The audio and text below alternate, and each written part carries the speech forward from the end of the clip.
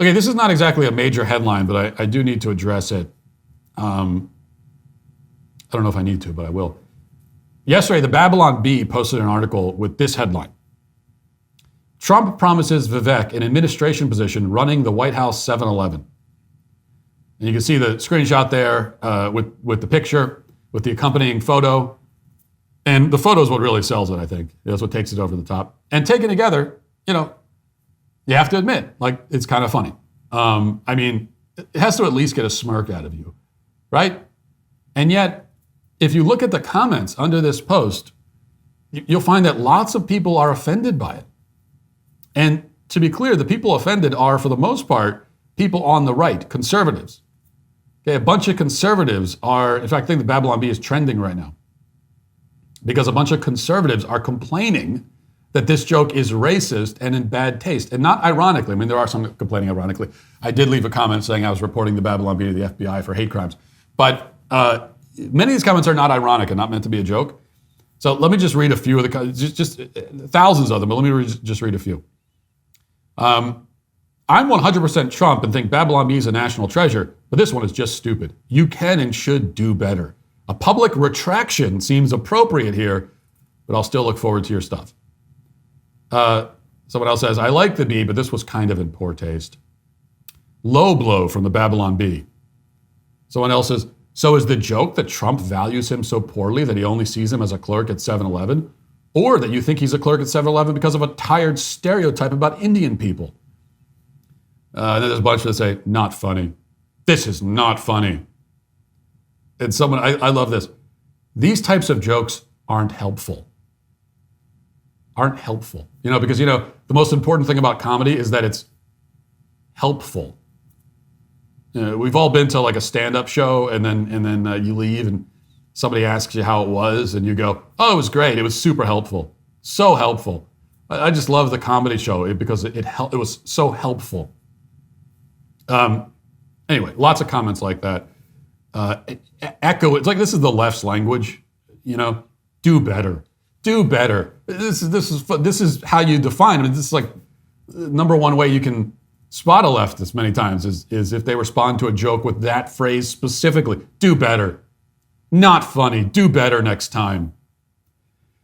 And again, these are comments for the most part not from the left. I mean, these are people on the right actually offended by this very tame joke. So let me just clarify three things. One, this is an old school, ethnic stereotype joke. Okay, it's like it's an oldie. It is. But old school ethnic stereotype jokes are almost always at least mildly amusing. I don't think I've ever heard one that wasn't at least kind of amusing. It's a classic. Like these are classics for a reason.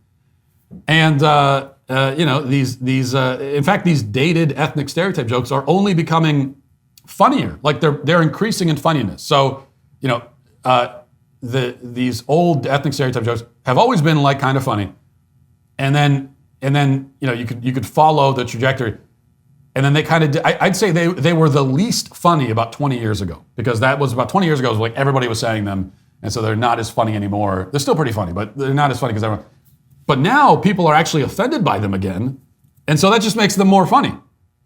Like the fact that nobody else would make that joke anymore. Even The Simpsons has apologized, right? That whole, what was that documentary? The Problem with Apu. And someone put out a documentary talking about the whole documentary about how Apu, the Indian character, is problematic. And so they like apologized, and I think they took him out of the show, or he doesn't run the 7-Eleven anymore. I don't know. I stopped watching The Simpsons 25 years ago. And so in that environment, it only becomes more funny again. So that's the first thing.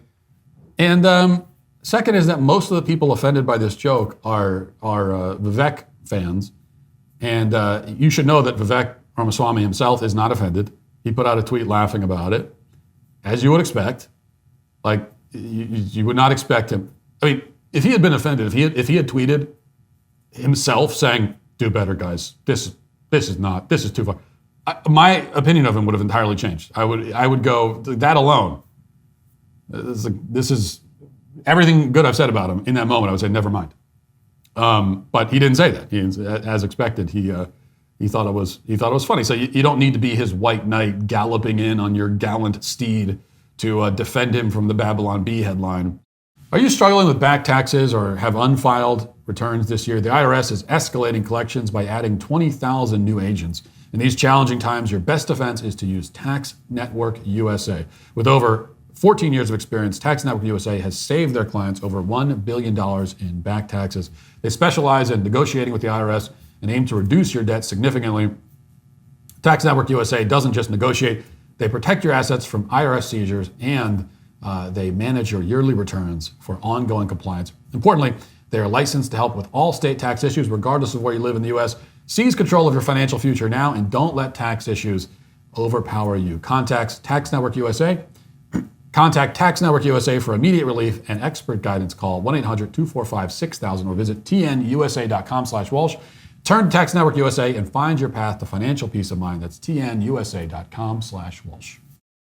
And also in general, being a supporter of a politician, this to me is the most important thing. Being a supporter of a politician should not mean that you are offended by jokes about that politician. All politicians should be mocked as a general principle. And that is as American as it gets, even the ones you like. And I like Vivek Ramaswamy. And I guess he's not technically a politician at the moment because he just dropped out. But even so, this is what makes us American, what sets us apart, or used to, is that we are cynical towards our politicians and we love making fun of them. If we like them, we make fun of them too.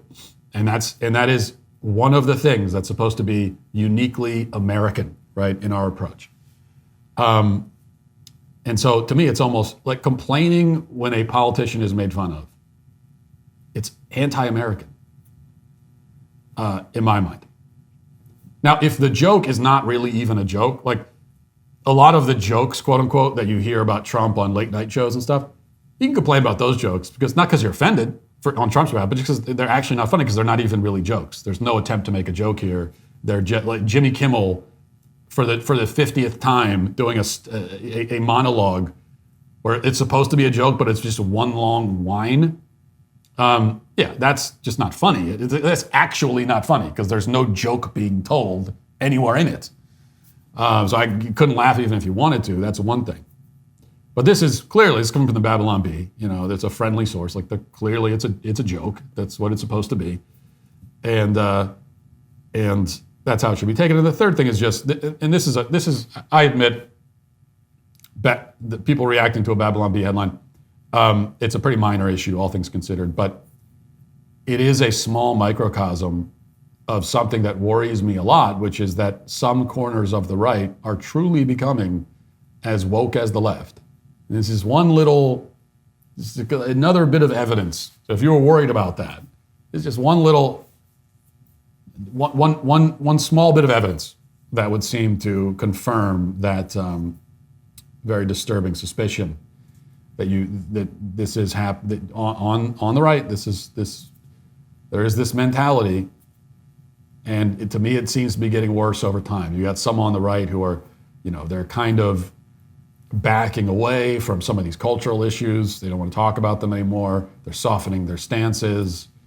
They're they're getting offended or pretending to be offended by really tame ethnic jokes and that sort of thing. So that's something that we should watch out for. It's very concerning. Thanks for checking out this video. If you'd like to listen to my full podcast on the go, you can check out The Matt Walsh Show on Apple Podcasts, Spotify, or wherever you get your podcasts.